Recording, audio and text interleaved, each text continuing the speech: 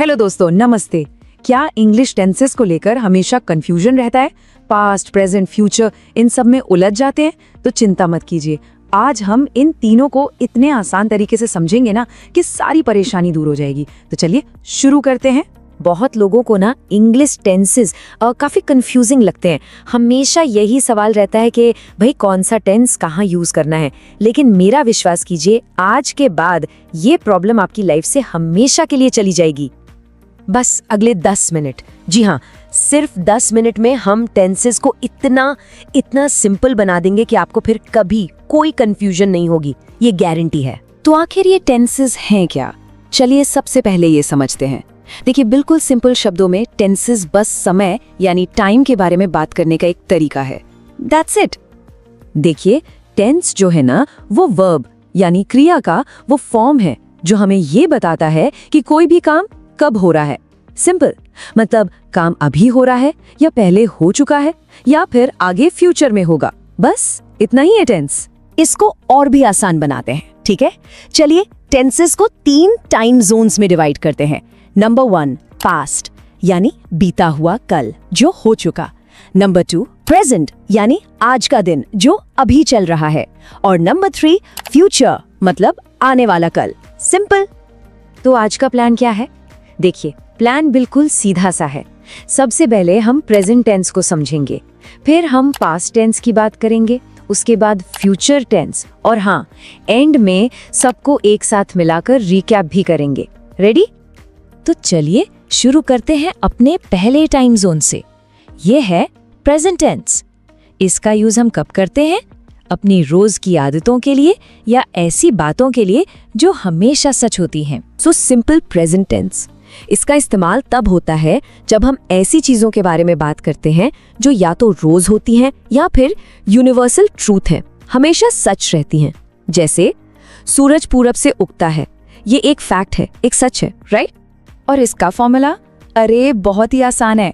सबसे पहले आता है सब्जेक्ट यानी काम करने वाला, उसके बाद सीधा वर्ब की फर्स्ट फॉर्म।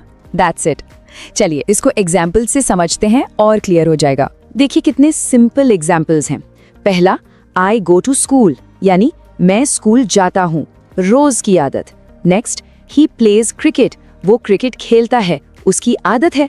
और दे ईट ब्रेकफास्ट मतलब वे नाश्ता करते हैं। ये सारी क्या हैं? डेली हैबिट्स हैं, रोज की बातें हैं। तो ठीक है, अब आपकी बारी। छोटा सा प्रैक्टिस क्वेश्चन। अगर हमें कहना है मैं रोज स्कूल जाता हूँ, तो इसको इंग्लिश में कैसे बोलेंगे?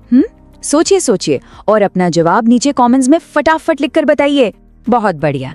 चलिए अब चलते हैं अपने दूसरे टाइम जोन पर, यानी पास्ट टेंस। इसका यूज हम उन कामों के लिए करते हैं जो पूरी तरह से फिनिश, खत्म हो चुके हैं। तो सिंपल पास्ट टेंस ये उन एक्शंस के बारे में बताता है जो बीते हुए समय में शुरू हुए और वहीं खत्म भी हो गए। सिंपल, बात खत्म, काम खत्म। और इसका फॉर्मूला भी बहुत सरल है। सब्जेक्ट और उसके साथ आएगी वर्ब की सेकंड फॉर्म। हाँ, यहाँ पर बस वर्ब की फॉर्म बदल जाती है। जैसे गो बन जाता है वेंट। एग्जाम्पल देखिए, आसानी से समझ आएगा।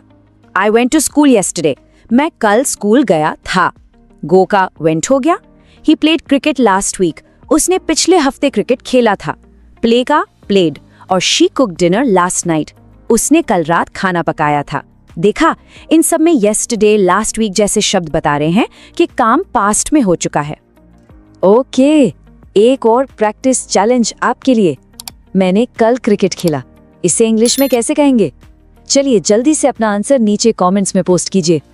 शानदार। अब हम आ गए हैं अपने आखिरी टाइम जोन में, फ्यूचर टेंस। बिल्कुल सही, ये उन चीजों के बारे में है जो अभी हुई नहीं है पर आगे होंगी। तो सिंपल फ्यूचर टेंस का यूज हम ऐसे काम या प्लान के लिए करते हैं जो अभी तक हुआ नहीं है पर आने वाले टाइम में यानी फ्यूचर में होने वाला है। और इसका फॉर्मूला आई थिंक ये सबसे आसान है। बस सब्जेक्ट के साथ विल लगाना है और फिर वर्ब की फर्स्ट फॉर्म। That's it. कितना इजी है ना? चलिए एग्जाम्पल्स देखते हैं।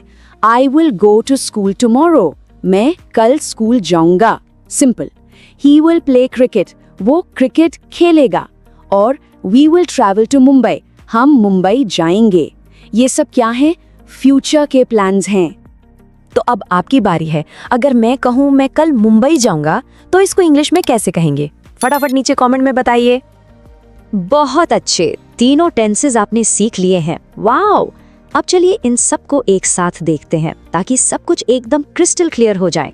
तो सबसे इंपॉर्टेंट बात, इस टेबल को बिल्कुल ध्यान से देखिए। प्रेजेंट में हम कहते हैं आई प्ले क्रिकेट, ठीक है। पास्ट में ये वर्ब बदल कर हो जाता है आई प्लेड क्रिकेट, प्ले का प्लेड। और फ्यूचर में हम बस विल लगा देते हैं, आई विल प्ले क्रिकेट। देखा आपने, बस वर्ब की फॉर्म को बदलना, यही टेंसेस का पूरा खेल है। और अब आपके लिए एक फाइनल चैलेंज। सेंटेंस है, वह रोजाना किताबें पढ़ती है, इसे इंग्लिश में कैसे कहेंगे? अपना आंसर कमेंट्स में जरूर बताइएगा। और हाँ, अगर कोई भी सवाल है तो बेझिझक नीचे कमेंट्स में पूछिए। उम्मीद है इस छोटी सी कोशिश से आपको टेंसेस समझने में मदद मिली होगी। अगर ऐसे ही और टॉपिक्स को आसानी से सीखना चाहते हैं तो लाइक, शेयर और सब्सक्राइब करना बिल्कुल मत भूलिएगा। मिलते हैं अगले लेसन में।